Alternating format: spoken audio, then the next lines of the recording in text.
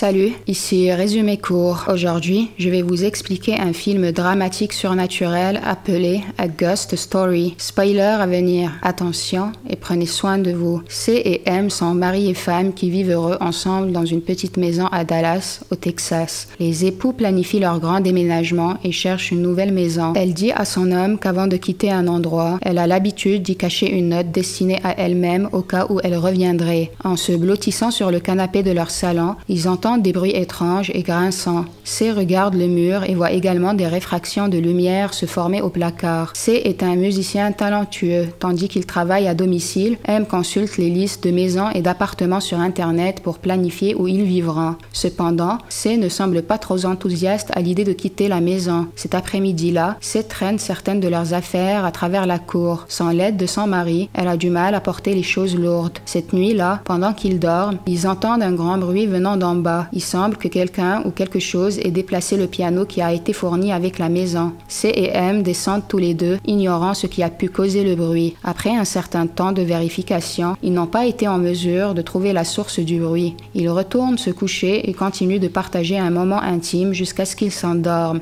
Le lendemain, de la fumée remplit l'espace tout juste à l'extérieur de leur maison. Deux voitures sont entrées en collision devant leur cour. C était l'autre conducteur. La voiture est complètement brisée alors que son corps sans vie reste immobile dans la voiture pendant que les ambulanciers arrivent. À l'hôpital, un médecin accompagne M dans la chambre où se trouve son mari désormais décédé. M semble avoir une réaction décevante lorsque le médecin soulève le drap. Tout semble encore être un choc pour elle. Le médecin quitte la pièce pour lui permettre un peu d'intimité et d'espace pour pleurer le décès de C. Elle fixe son mari, couvre son corps, puis s'en va. Après plusieurs minutes, C se réveille comme un fantôme. D'après son attitude, il semble confus quant à la raison pour laquelle il est là. Il se promène dans l'hôpital depuis sa chambre, toujours couvert de draps, mais personne ne le remarque. Il passe devant différentes pièces et différentes personnes, mais il semble être invisible. Près de la sortie, une porte de lumière se dessine et s'ouvre devant lui. Il ne montre aucun intérêt pour la porte, alors elle se ferme. Il continue d'errer et de marcher pendant des kilomètres jusqu'à ce qu'ils arrivent chez eux. Il entre dans la maison et se rend dans différentes pièces pour observer et regarder autour de lui. Dans la cuisine, il voit une photo de lui et de sa femme, alors que Linda, leur agent immobilier, se fait voir par la fenêtre. Elle entre dans la maison, apportant un plat fait maison et fait le tour de la propriété comme si c'était la sienne. C observe la femme dans son coin. La femme part après avoir laissé un mot à M afin qu'elle l'appelle si elle a besoin de quoi que ce soit. C lit la note et voit M entrer dans la maison. C'est la première fois qu'il la voit depuis l'accident. À ce stade,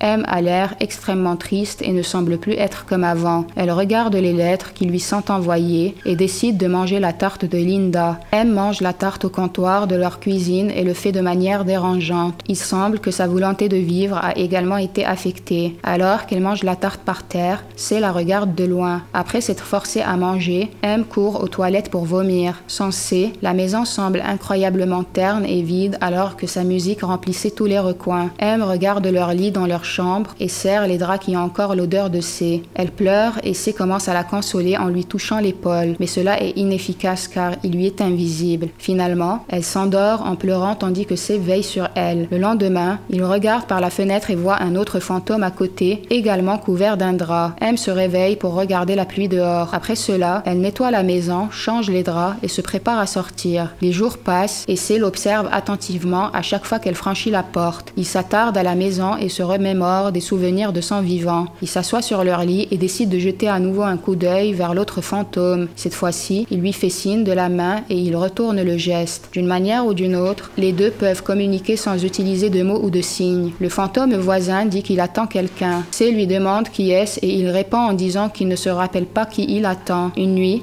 C est assis sur le canapé de la chambre. Soudain, M arrive avec un homme qu'elle prend dans ses bras et embrasse. Elle accueille l'homme à l'intérieur. Même en tant que fantôme, C ressent un sentiment de jalousie. Pour cette raison, il contrôle les lumières et se met à les allumer puis à les éteindre. Il jette également des livres de l'étagère, laissant M désemparée. Elle parcourt les pages et perçoit des phrases qui lui rappellent des événements. M se souvient d'un flashback de l'époque où C lui faisait écouter ses chansons et ses compositions. Par terre, elle écoute attentivement la musique et le désire encore plus. Le souvenir d'elle écoutant une de ses chansons pour la première fois est très vif dans son esprit. M décide de déménager et met ses affaires dans des cartons pendant que les déménageurs arrivent. Toute la maison est sur le point d'être vide et C la suit patiemment pendant qu'elle range ses affaires. Elle peint les murs d'une couleur plus vive. La réfraction de la lumière que C a remarqué auparavant apparaît près de la porte. Elle s'approche pour mieux la voir. Tout comme ce qu'elle a dit à C avant de partir, elle écrit une courte note et la cache en toute sécurité dans l'interstice du mur. M jette un dernier coup d'œil à la maison et s'en va. C reste derrière et la voit quitter l'endroit qu'ils ont tous deux appelé chez eux pendant un temps considérable. En s'éloignant, M semble prête à construire une nouvelle vie sans son compagnon, mais la tristesse remplit encore ses yeux. Maintenant seule dans la maison, C essaie de gratter la partie du mur où M a laissé la note. Mais tout à coup, deux enfants entrent dans la maison et cela attire son attention. Puis, il suit les enfants. Une famille emménage et s'installe dans la maison. C les regarde partager les repas, parler, jouer au piano et fêter Noël telle une famille heureuse. Il se passe trop de choses dans la maison comparé à l'époque où M était la seule à y vivre. Cela pousse C à se déplacer davantage. Finalement, il devient plus agité. Les enfants commencent à sentir sa présence et ressentent de la peur vis-à-vis de lui. Une nuit, le jeune garçon se réveille à cause d'un bruit provenant du placard. Il réveille également sa sœur pour le réconforter. C leur a fait peur en ouvrant la porte du placard. Cependant, le jeune garçon pointe une arme jouée sur lui, agissant comme s'il n'avait pas peur. C fait à nouveau peur à la famille lorsqu'une nuit, il voit leur portrait de famille et le fait tomber. Le verre du cadre se brise, mais la famille continue de prendre son repas. Insatisfait de leur réaction, C soulève un verre de lait et le jette par terre. La mère est choquée d'assister à ce genre d'anormalité. Il continue à jeter des assiettes dans la maison par colère. Les lumières commencent à clignoter alors que la famille regarde avec panique et confusion. Après l'incident paranormal, la mère nettoie la cuisine en mettant les assiettes dans une boîte. Finalement, la famille déménage, laissant C à nouveau seul. Il tente toujours de gratter le mur où M a laissé la note mais échoue. Il s'approche de la fenêtre et voit l'autre fantôme à côté. Il est assis près de la fenêtre, on dirait qu'il attend quelqu'un. Il demande à C qui est avec lui et il répond qu'il est seul dans la maison. Le temps passe et de nouveaux occupants intègrent la maison. Ils organisent une fête et le nombre de personnes présentes ainsi que le bruit submerge C. Il déambule autour pour voir ce que les gens font. Presque toutes les personnes présentes à la fête sont ivres alors que C les observe. Il écoute une conversation entre les hommes et des femmes d'âge moyen qui parlent de Dieu. L'un d'eux explique que les morceaux du passé resteront à jamais, comme par exemple les symphonies de Beethoven, la fin du monde et les souvenirs que les gens laissent après leur mort. Les mots de l'homme ont créé un impact sur C. Il écoute attentivement leur conversation. L'homme décrit alors la théorie du Big Crunch, qui consiste à ramener le cosmos à un point de singularité d'origine, annulant l'espace et le temps. Les fêtards remarquent que les lumières clignotent. Lorsque C commence à ressentir de fortes émotions, il se met à effrayer les gens, ce qui est la nature des fantômes. Encore une fois, les occupants déménagent. La maison est aujourd'hui abandonnée et en ruine. Après tout ce temps, C essaie toujours de récupérer la note que M a laissée à l'intérieur du mur. Il réussit finalement à sortir la note, mais au même moment, des bulldozers arrivent et commencent à niveler la maison ainsi que celle d'à côté. La maison est maintenant démolie en morceaux pendant que C regarde le tout. Pour la première fois, C et le fantôme d'à côté voient le monde extérieur. Ils se regardent au sommet du bois et des décombres de leur ancienne maison, sans aucune idée de ce qui va se produire ensuite. Le fantôme d'à côté se rend compte qu'il n'y a plus rien à faire. Il dit à C qu'ils ne reviendront pas. Instantanément, il disparaît sous le drap qui tombe au sol. Un gros projet de construction reprend la maison. C regarde le gratte-ciel se construire là où se trouvait autrefois sa maison. Il se promène dans le bâtiment, apparemment perdu. C'est maintenant un bâtiment d'entreprise avec plusieurs bureaux à l'intérieur. Il observe simplement les gens passer leur journée au travail. Il se dirige vers le toit qui surplombe un grand paysage urbain. La zone autrefois remplie d'arbres au milieu de nulle part est maintenant futuriste et moderne. C monte sur le rebord et décide de sauter. Après sa chute, il se retrouve dans un champ vide. Un homme revendique un terrain sur lequel construire une maison. Une famille arrive en calèche et s'installe à l'endroit alors que leur maison est sur le point de se faire construire. C regarde la jeune fille de la famille après que cette dernière fredonne l'une de ses compositions. La jeune fille écrit une note sur un morceau de papier et la cache sous un rocher. Cela procure à C un sentiment trop familier. Parce qu'il est dans une autre époque, la famille meurt après une attaque. C s'assoit et regarde leurs cadavres se décomposer avec le temps, faisant pousser des chants sur eux. Tout d'un coup, C est à nouveau dans sa maison d'origine. Son moi vivant et sa femme arrivent à la maison avec l'agent immobilier. Il interroge l'agent sur le piano qui, selon elle, a toujours été là. Le C vivant jette un coup d'œil autour de la maison et ressent une sensation étrange. Alors que le fantôme de C observe le couple quand il déménage. Il voit les moments qu'ils passent ensemble. Il ressent également des tensions au sein du couple parce que la femme veut déménager, mais le mari est attaché à l'endroit. La veille de sa mort, le C vivant dit à M qu'il est maintenant prêt à déménager ailleurs. Le fantôme de C est assis au piano, frappant les touches qui causent le bruit qui a surpris le couple au départ. Il est assis dans la tristesse après avoir légèrement aperçu son passé et comment il aurait pu être un meilleur mari. C regarde à nouveau son fantôme,